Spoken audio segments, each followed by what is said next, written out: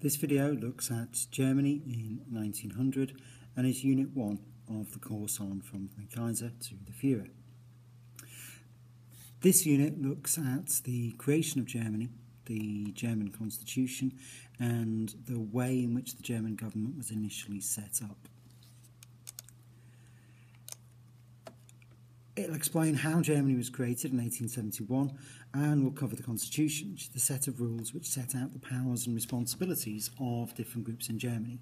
And it's very important to be clear right at the start about what type of society Germany was and who held the most power. Germany was created following a military victory over France in 1871, and it is an alliance of states. The biggest and most powerful state was Prussia. The first constitution was written by Germany's first Chancellor, Otto von Bismarck, and his aim was to preserve the power of the elite groups in the country: landowners, the aristocracy, and most importantly, Prussians. The constitution has been described by historian Jeff Layton as, quote, an uneasy compromise between the forces of conservative federalism, the liberal unitary principle, and the military might of Prussia. Lots of big words in there. What that means is it shows three different and conflicting sets of ambitions and aims. The smaller states of the new Germany, who wanted to maintain their own identity whilst also having the benefits of being part of a larger group. That's what we mean by conservative federalism. We've got individuals in Germany who believe in the idea of democracy and believe in the idea of the people having a significant voice in how society is governed. That's what we mean by liberal unitary. And the traditional armed forces of the largest state in the new Germany, the military might of Prussia. The German constitution created a federal structure, much like the one that we've seen in America. This new Germany was made up of 25 states. And previously, those 25 states had been 4 kingdoms, 6 grand duchies, 4 duchies, 8 principalities, and 3 free cities. So you had lots of different types of people ruling those different areas. You had people who called themselves kings. You had people who called themselves grand dukes and counts and barons. There was all kinds of titles which people were taking for themselves. Each of these 25 states had its own government and its own constitution.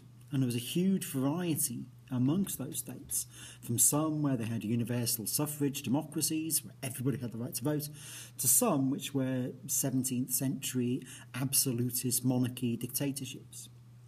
States had fairly wide-ranging powers, including responsibility for education, police, justice, and healthcare. The Kaiser, who is the overall ruler of Germany, had considerable powers.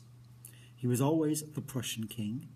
He had full control over foreign and diplomatic policy. He could make alliances, sign treaties, go to war.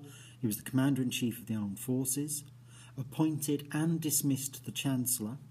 He had the power to dissolve the Reichstag, or parliament. He could publish and oversee the implementation of federal law, and he was the guardian of the constitution. This wide-ranging and all-encompassing set of powers makes the personality of the Kaiser very important. The first Kaiser was Wilhelm I, who ruled from 1871 to 1888, and was followed by his son Frederick, who ruled from March to June 1888, a very short period of time before he died. And then, the most important Kaiser, Kaiser Wilhelm II, who comes into power in 1888. When he became Kaiser, he was only 29.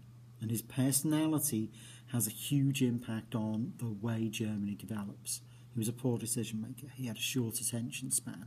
He was lazy. But he also believed that it was his responsibility to rule rather than to share power. He said, quote, "There is only one man in charge of the Reich, and I will not tolerate another." In the constitution, the role of the Chancellor was created personally by Bismarck for Bismarck. It gave him the ability to manipulate both the Kaiser and the Reichstag. The Chancellor was directly responsible to the Kaiser. He was in charge of the appointment and dismissal of state secretaries, who oversaw government ministries. He could ignore resolutions passed by the Reichstag. He did need to be able to negotiate with the Reichstag, and success for the Chancellor depended on the quality of his working relationship with the Kaiser, and that was quite difficult with Wilhelm.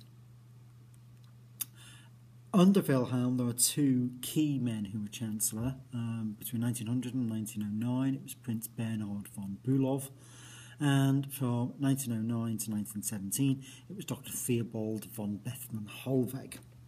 Get used to these German names. They're beauties. If we look at the other parts of the constitutions, you've got Kaiser, you've got Chancellor, you've also got the Bundesrat. And the Bundesrat is the Federal Council, or the upper house of Parliament. The closest equivalent we have would be the House of Lords. It was made up of 58 members who were elected by the 25 states. And this is where the states had hoped to get control of this new federal structure. Theoretically, it was the most important decision-making body in the empire. It alone had the right to make changes to the constitution, and its agreement was required for all legislation, because it could veto legislation if 15 or more people voted against the bill. Prussia had 17 of the 58 members from the states. So Prussia always had the ability to veto anything it didn't like. That's where its dominance comes from for this part of the government. It was set up by Bismarck as a check against radical legislation, against radical groups in the Bundesrat or within Germany coming up with ideas that were very far-reaching and would take Germany a long way away from where it had been before. If you've got 17 members from Prussia, which was traditionally quite conservative, traditionally quite rigid in its structure, they can block anything. The voters for the Bundesrat were divided into three groups, so the amount of votes people had for the Bundesrat depending on wealth. You had more money, you had more votes. So the Bundesrat really does protect the upper classes, the wealthy, the landowners. The Reichstag is the lower house of Parliament. This had the right to discuss, amend, pass or reject government proposals. It could not initiate or create legislation or laws. It couldn't come up with its own laws. It couldn't start those new laws. Reichstag members could not become members of the government. The Chancellor was accountable to the Reichstag. The Chancellor was not accountable to the Reichstag, and he didn't have to answer any of its questions. And Reichstag members were not paid, so they had to be from the upper class or were sponsored by the upper classes. They did control the defence budget. So every 5 years they could vote on how much money went towards the military, which gave it some power. But despite this, the Reichstag was a representative assembly without any real power. And the history of every country in the world shows that when you have a representative assembly, a group that's elected by the people, if they don't have any power, if they're not allowed to do anything, it never ends well. It usually ends in some form of revolution, civil war, rebellion, unrest. So let's have a quick look at the federal electorate. And they're the people who have the right to vote. And that's all men over 25, which is pretty liberal and pretty democratic in the state of Europe at the time. The role of the army in Germany is hugely significant. The creation of the German state is a direct result of military victories. The army is a crucial factor. It's a crucial part of the German culture. They love soldiers. They love the military. They're very proud of the military. The army is directly responsible to the Kaiser, not the Reichstag. The Kaiser appoints the military cabinet, the senior military figures of the country. They choose and advise the general staff. The general staff organises all military affairs, from planning to bodyguard duties. The war minister was one of the senior members of that general staff and was accountable to the Kaiser and the military cabinet. The army swore the oath of allegiance to the Kaiser, not the state. So you can almost take the army as a separate branch of the German government that works independently of the Bundesrat, works independently of the Reichstag. It pretty much does what it wants. It reports directly to the Kaiser, and with Wilhelm, he adores the military. He likes the army. He likes the company of soldiers. He likes to have military people around him. He sees himself as a great military leader. The army has the right to declare martial law. The officer class in the army was either professional soldiers, 44% of the army, or were members of the Prussian nobility. Prussian nobles are known as Junkers. They don't love democracy. They are against democracy as a concept. So the army is a state within a state.